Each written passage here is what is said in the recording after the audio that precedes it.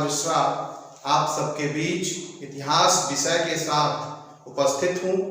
Saraswati group of colleges के इस digital platform पर आप सभी का स्वागत है। आपके बीच मध्यकालीन इतिहास प्रथम प्रश्न पत्र जिसका जो चैप्टर है खिलजी वंश, जिसका कार्यकाल 1290 ईस्वी से लेकर के 1320 ईस्वी तक का कार्यकाल रहा है। खिलजी वंश के संस्थापक जलालुद्दीन फिरोज खिलजी के बारे में हम सभी आज इस वीडियो के माध्यम से अध्ययन करेंगे। जलालुद्दीन फिरोज खिलजी का कार्यकाल 1290 ईस्वी से लेकर के 1296 ईस्वी तक का कार्यकाल रहा है। आइए इस टॉपिक के बारे में अध्ययन करने से हमें किन उद्देश्यों की प्राप्ति होगी, इस पे हम सभी चर्चा करें। उद्देश्य हम देखते हैं तो इस चैप्टर या इस टॉपिक को अध्ययन करने से हमें खिलजी वंश के संस्थापक के बारे में जानकारी प्राप्त होगी। तो आइए हम सभी चर्चा करते हैं जलालुद्दीन फिरोज खिलजी के बारे में।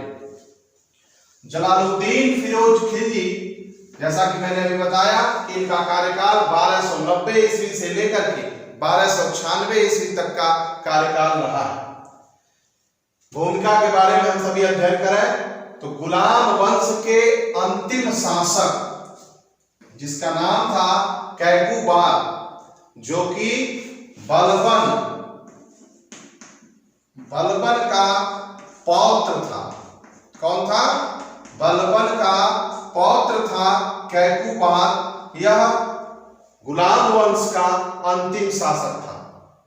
जब यह गुलाम वंश के अंतिम शासक के रूप में जब यह दिल्ली सल्तनत की गद्दी पर बैठा तो बैठने के बाद इसके अंदर तमाम प्रकार के अवगुण समाहित थे। जैसे यह अत्यंत ही विलासी और कामुक व्यक्ति था, जिसके नाते साम्राज्य की जो व्यवस्थाएं थी वह सब धराशायी हो रही थी।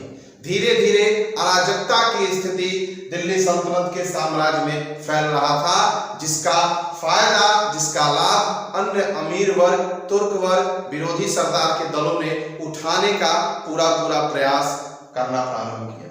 जैसे कि हम सभी जानते हैं कि जब कोई किसी विशेष पद पर बैठा हुआ व्यक्ति, या उदाहरण स्वरूप में हम अगर घर के मुखिया का ही अगर उदाहरण लेते हैं, क्योंकि हेड ऑफ फैमिली जो होता है वो बहुत ही शांतप्रिय, गंभीर और परिवार को लेकर चलने वाला होता है। अगर उसके अंदर भी इस प्रकार के अवगुण हो जाते हैं तो वह परिवार बिखर जाता है, टूट जाता है। ठीक उसी प्रकार दिल्ली सल्तनत, इतने बड़े साम्राज्य में जो एम्पायर खड़ा किया गया था, इस साम्राज्य को समाप्त करने में भी कुछ शासकों ने अपनी महती भूमिका का निर्वहन किया, जिसका लाभ अन्य वर्गों ने उठाने का पूरा प्रयास किया। ठीक उसी समय में दिल्ली सल्तनत में कार्यरत आरिज ए मुमालिक, अमीर के एक गुट का नेता, जिसका नाम है जलालुद्दीन फिरोज खिलजी, जो कि आरिज ए मुमालिक एक सैन्य पद होता था। इस पद को उस पद पर सुशोभित था और मौके का लाभ उठा करके इसने कैकूबाद की हत्या करके दिल्ली सल्तनत पर अपनी सत्ता को कायम किया। यह एक बहुत बड़ा परिवर्तन था। इस परिवर्तन को हम खिलजी क्रांति के नाम से भी जानते हैं, क्योंकि गुलाम वंश का समापन हुआ और समापन होने के बाद एक नए वंश का उदय हुआ, जिसका नाम था खिलजी वंश। एक आमूलचूल परिवर्तन दिल्ली सल्तनत के इतिहास में जलालुद्दीन फिरोज खिलजी ने करके दिखा दिया। और जब वह उसने तख्ता पलट किया तो जलालुद्दीन फिरोज खिलजी की उम्र 70 वर्ष थी। अब सोचिए, इस उम्र में जाकर के उसे दिल्ली सल्तनत की गद्दी प्राप्त हुई। प्राप्त होने के साथ ही साथ जब वह दिल्ली गद्दी के सिंहासन पर जब वो बैठा तो बैठने के बाद उसने कहा कि मैं इस गद्दी पर नहीं बैठूंगा। उसने दिल्ली सल्तनत के गद्दी पर बैठने से इनकार करते हुए कहा कि अपने तुर्क अमीरों से, प्रजा से, जनता से इसने कहा, तुम जानते हो कि मेरे पूर्वजों में कोई भी शासक नहीं था। कहता है तुम जानते हो कि मेरे पूर्वजों में कोई भी शासक नहीं था जिससे राजत्व का अभिमान मुझे विरासत में मिलता।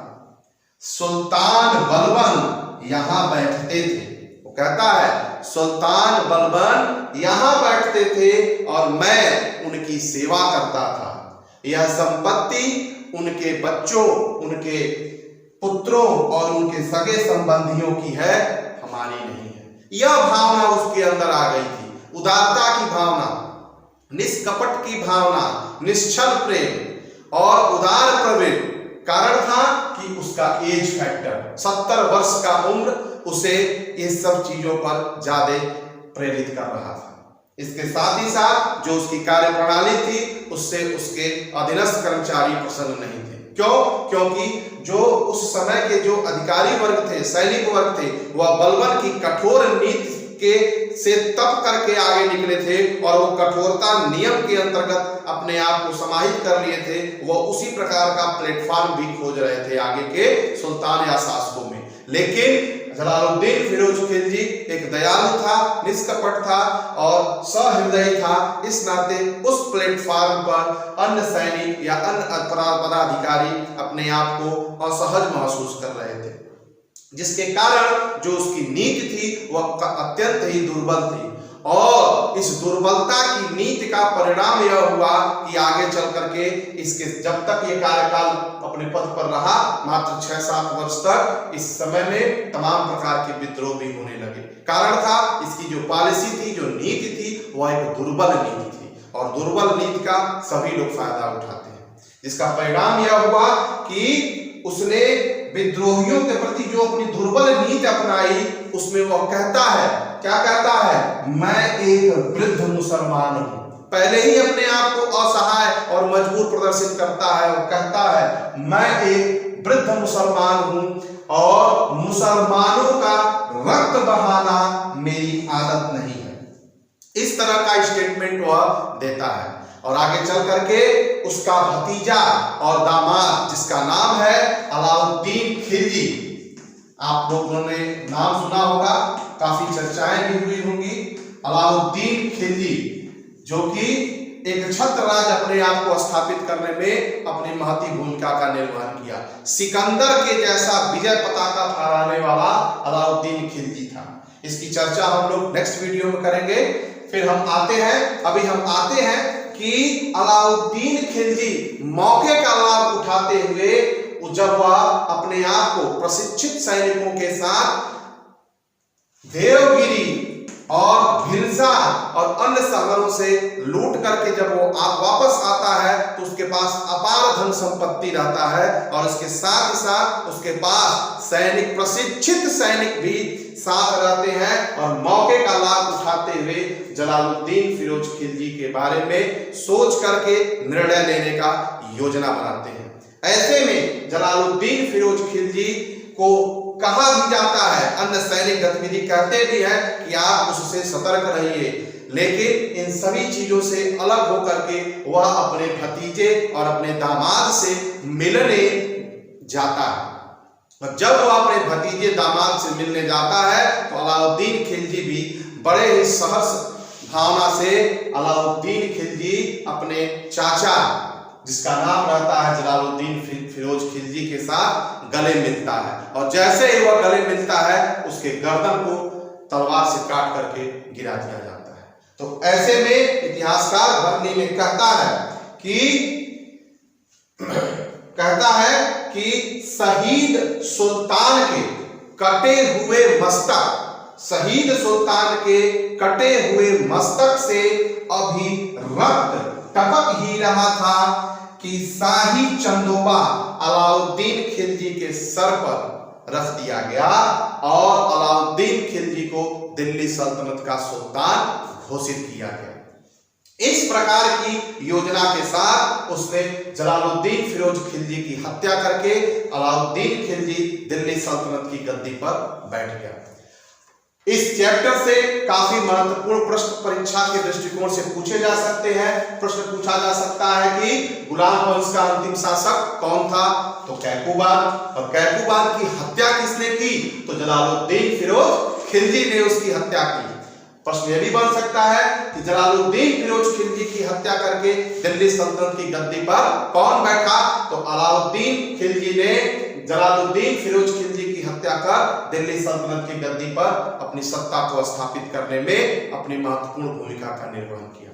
हम सभी फिर आपसे नेक्स्ट वीडियो में मिलेंगे और फिर हम आपसे चर्चा करेंगे। Thank you.